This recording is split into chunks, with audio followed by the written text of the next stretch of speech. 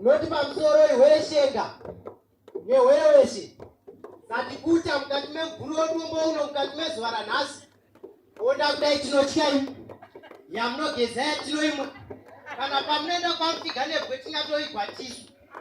Aiwa, tinokuchingamidzai nemufaro zita ndoitwa nyanduri mukundungudu nechikwata chiri kumashure kwangu tiri vana veFRS inomirira Family Religious Studies. Muchikwata ichi tinofunda nezvezvitendero zvakasiyana siyana zvinosanganisira chiKristu, chiJudha, chiIsiramu pamwe nechinyakare. Nhasi tati tikupei nhambetambe iri muchivanhu inova mukwerera chiko, mukwerera mutambo waitwa pasi chigare uine chinangwa chokukumira mvura kuna musikavanhu anova jezi vaguru.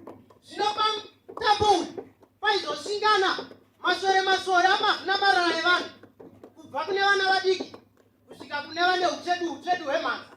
Zvoreva kuti pamutambo uyu paizonge pachizouyawo zvakare masvikiro ndo aizenge achiisa kabute pasi achizodirawo doro pasi achitaura nenyika dzimuka kuti nyika dzimu isvitse shoko yedu kuna musikavanhu anova jezi vaguru.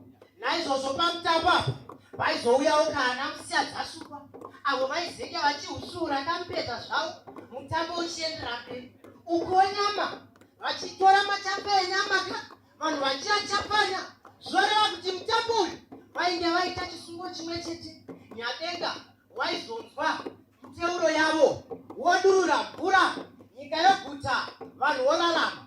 Naizvozvo tinoti ukamaigazva hunozadzigiswa nekudya. Kudya ndokupiko? Kudya ndo matsokodori emeso nedzeva chikupai kuzuva ranhasi. Naizvozvo tinokutendai, tinokuongai, siyabonga.